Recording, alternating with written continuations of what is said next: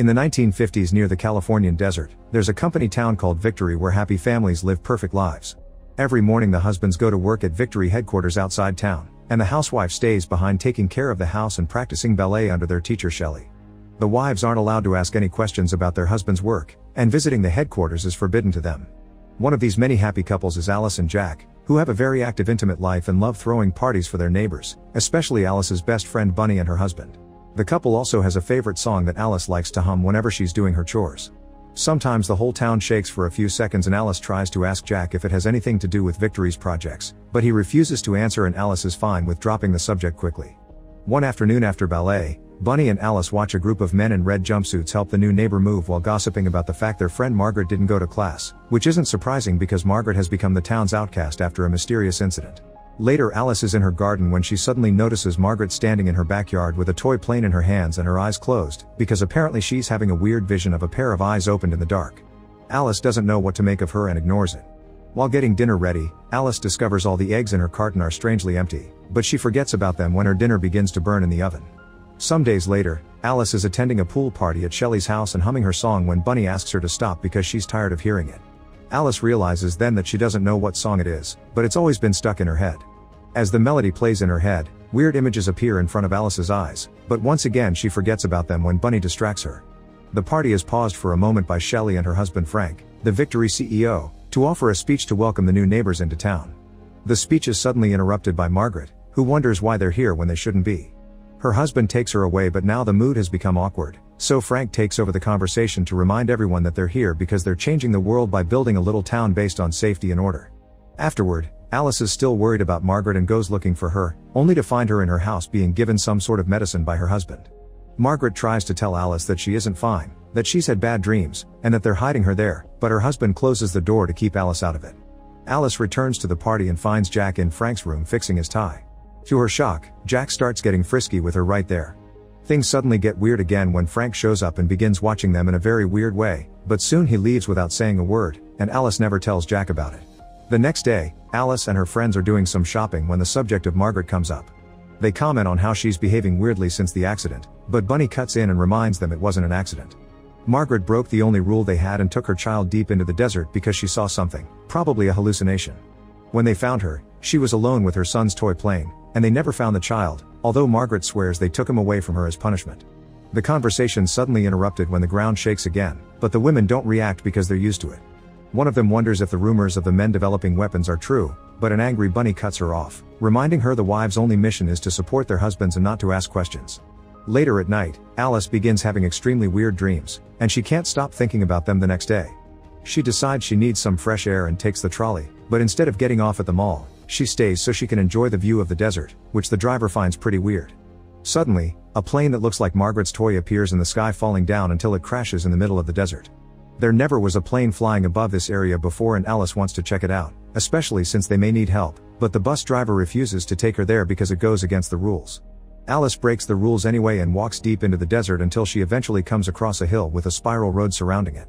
She makes the extra effort to go all the way up until she finds a mysterious dome and begins calling for help, but nobody answers. Alice is scared but she still wants answers, so she slowly approaches the dome until she finally dares to put her hands on the glass walls. This movement suddenly shakes her body and makes her throw her head back as a series of weird disturbing images appear in her eyes and Frank's voice continues to talk about leaving chaos behind. When Alice finally gets to blink again, she finds herself on her bed at home.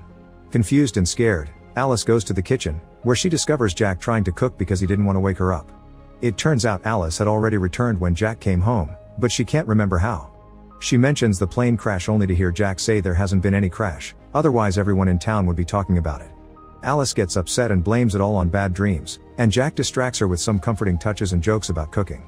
The next day, Alice is cleaning the windows as usual when suddenly, the wall behind her begins moving and presses her against the glass. Alice is terrified as she tries to push back, and just with a blink, the wall is back in its place because it was only a hallucination. At that moment, the phone rings, and Alice picks it up to hear Margaret ask her if she saw it. She points out they're lying to them and that they should leave, but Alice can't take it and reminds her friend she isn't crazy before hanging up. The conversation won't leave Alice's mind though, and during her next ballet class, she's shocked to see her reflection has become Margaret. At first Margaret copies Alice's every move, but suddenly she puts her hands on the glass and starts hitting her head, making Alice yell in panic. Nobody else in the room knows what she's reacting to, and when Alice turns around, Margaret is gone.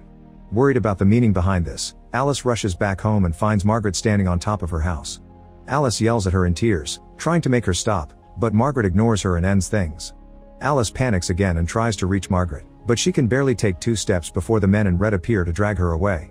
In the evening, Alice tries to tell Jack what happened, but Jack doesn't believe her because Margaret's husband is with her at the hospital and has told everyone she's fine. It was just an accident while she was cleaning the windows. Alice hates that she's being treated as if she's crazy and demands to know the truth, asking Jack about his job and what the company is hiding from everyone until he finally snaps. He yells at her to remind her answering those questions could mean losing their wonderful life together and asks her to drop the subject before leaving her alone for the night.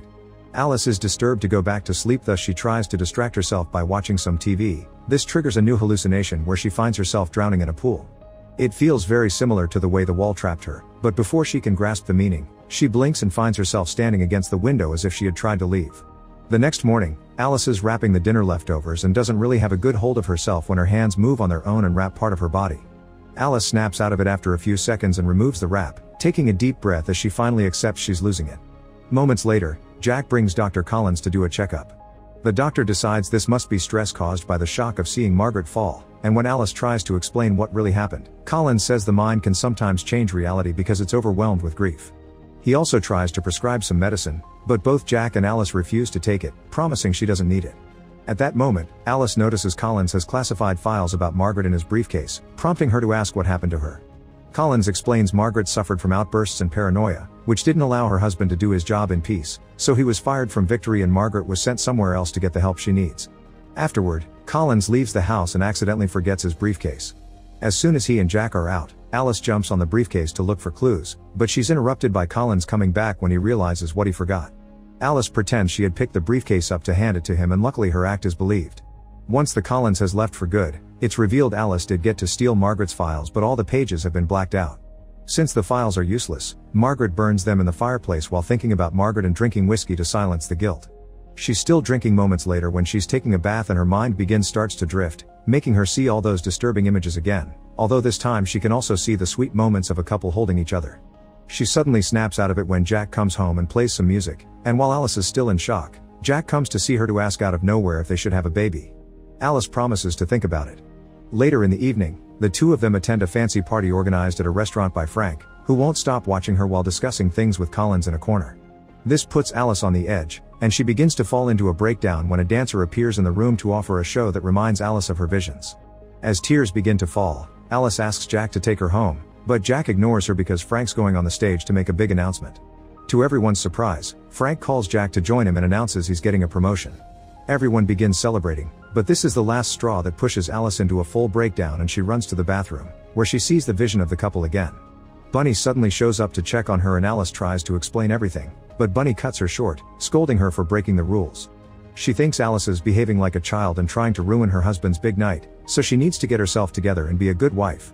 Alice has no choice but to go back to their routine and try to forget about everything. A few days later, Jack organizes a dinner party at his house, which Frank and Shelley also attend. While Alice is busy cooking, Frank approaches to tell her she fascinates him. He's always wanted someone to challenge him because great men can only change history if they're pushed, so he hopes that Alice will continue to push in the future. During dinner, Alice decides to sit at the head of the table instead of letting Jack have the spot because she wants to look directly at Frank while they eat. When the usual chit-chat begins, Alice interrupts it to ask the guests about their lives before coming to this town and points out how the same few backstories repeat among all the neighbors.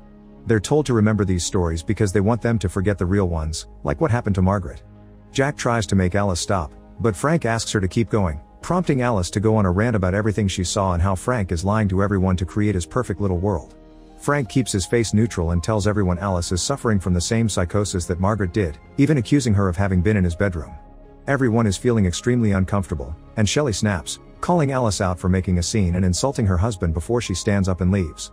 All the other guests follow her out, and while Jack goes to open the door, Frank stays to tell Alice he expected more from her before he leaves as well. Alice is left furious, and she snaps again when Jack comes back and accuses her of trying to sabotage his big night. She immediately comes to him to swear that wasn't the case. Jack is more important to her than this life in Victory, and they need to leave this place before it destroys their relationship. After hearing lots of begging, Jack finally gives in and accepts to run away together. Alice wastes no time and rushes to pack the minimal necessities before joining Jack in the car, who shocks her when he suddenly apologizes. Alice doesn't understand what's going on until the men in red show up to drag her away, and Jack begins crying while he hears his wife's cries for help. Alice is taken to the hospital to receive electroshock therapy.